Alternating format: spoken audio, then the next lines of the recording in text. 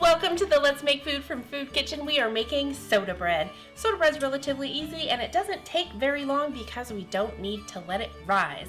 We're just going to cut right to it. Here's your ingredients. 1 3/4 cup whole wheat flour, 1 3/4 cup all-purpose white flour unbleached, 1 teaspoon salt, 1 teaspoon baking soda, 2 tablespoons cold butter, 1 egg, 1 2/3 cup buttermilk. And we will start with mixing some of our dry ingredients. We have our unbleached white flour, our whole wheat flour. If you can get a finer grain, that tends to work a little better.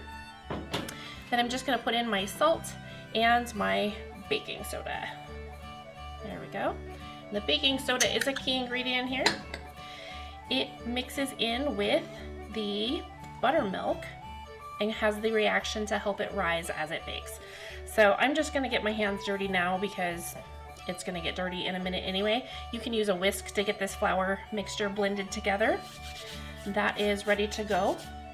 The next thing you're going to do is plop in your butter. I have my 2 tablespoons here and I have chopped them up into smaller pieces. You want this to be cold. You don't want it to be melted or super soft because you want to create something that resembles crumbs. So you're just going to work them in your fingers like this in with the flour.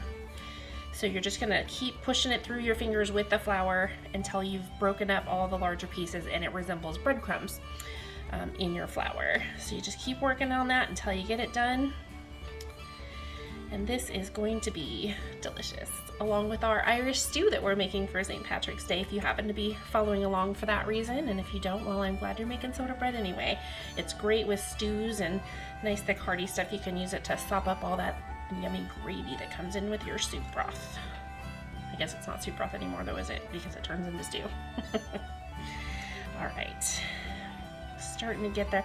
You can see like there's some crumbles happening. I want it to be maybe half of this size, so we're just going to keep working. And honestly, it feels really good on your hands. It's therapeutic, kind of playing. It's like when you're little and you play in the sand and you just like rubbing your fingers through it and just playing. It's kind of like that. So if you're feeling like you need to go to some place relaxing and you can't do it, just start playing with some flour. Why not? Make something yummy while you're at it. That's a double win, I think. Okay, I think we're pretty good with that.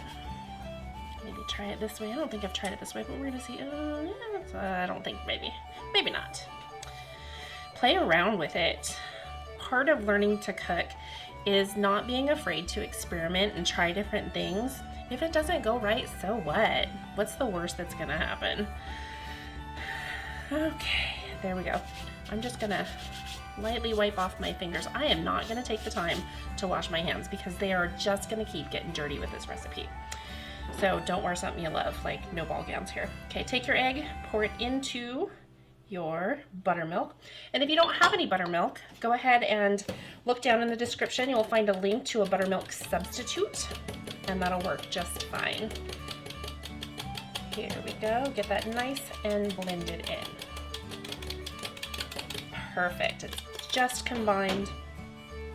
I'm not trying to build anything with it. What we want to do is make a hole, like a pit. So if you're at the beach and you wanted to get away from the wind, you'd build a pit. So it's kind of like that. I don't know why I keep referring to the beach. It's kind of fun. All right, so we've got our little pit here. We're gonna pour about 3/4 of our egg and buttermilk mixture. That's good. And then we're gonna take an open hand and we're just gonna start moving our flour into the buttermilk. Now it shouldn't, at the end of this, be super sticky. It should kind of be soft and smooth. And we don't use all of the buttermilk up front until we know how our atmosphere is affecting our flour and our moisture content, because you might not need all of it. If you live somewhere dry, maybe you do. Being here in the Nashville area, it tends to be rather humid. Today it's rainy and cloudy, and it was yesterday too, so maybe my flour is going to behave a little bit differently than it would have in the summer months versus the winter months. So you can see it's very sticky onto my hands. I'm just going to keep at this until I can see that the bottom of my bowl doesn't have any loose flour left. but I do want it to stick together in one cohesive mass. So if that's not happening yet, then I'll add some more buttermilk. So I'm going to try and get some of it out from my hands and my fingers, because you can see it's kind of a lot. And I'm just going to start scooping and folding until it starts to stay together. Here we go. And I think with the way this is looking, I might just add maybe a little bit more. I'm not going to add all of this, but I'm going to add just a hair, maybe that much. I didn't add more than maybe a teaspoon right there. So I am going to continue folding. I want this to be moist but not sticky. It should be smooth and not really stick into my hands so much anymore, which it's not. What you see on my hands is what was on there from the beginning, so I'll take some of that off. In the meantime, I've got my oven preheating to 425 degrees. We want it nice and hot, and we're just gonna bake this on a cookie sheet. So here we go. Good. I am going to take it out of my bowl, and I've cleaned my counter really well, so I'm just gonna put it right on my counter. And what I wanna do is I wanna flatten it out to about 1 inch thick. And the goal is to get it round. Let's see here. It's hard to tell from this angle where I'm at. That's pretty close. All right. Okay. Now before I do anything else, I'm gonna wash my hands. Hands are washed, set up for the next step. Here we go. You're gonna take your baking sheet and you are going to dust it well with flour. This will keep it from sticking, so you wanna make sure that you do that sufficiently. So I basically don't wanna see any of the pan in big spots. Should be good to go right about there. I'm just gonna set this aside. I'm gonna transfer my dough onto my pan. I'm gonna take a bench knife and just gently lift and get it right on up there.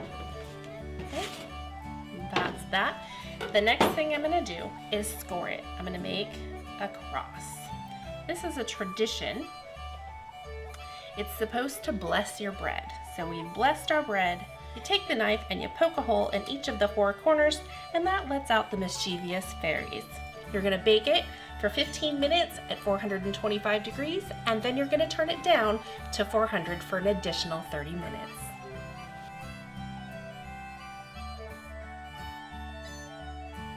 Here's our beautiful soda bread off the pan and onto a cooling rack. As you can see, it's swelled up, it did nicely, it's golden brown, and I can't wait to try it with our soup. If you liked today's episode, please click the like button. If you enjoy this sort of content, please consider subscribing to our channel. For notifications, click the bell. Directions and ingredients are down in the description below. If there's something you'd like to see us make, please tell us what it is down below in the comments. From my kitchen to yours, let's make food from food.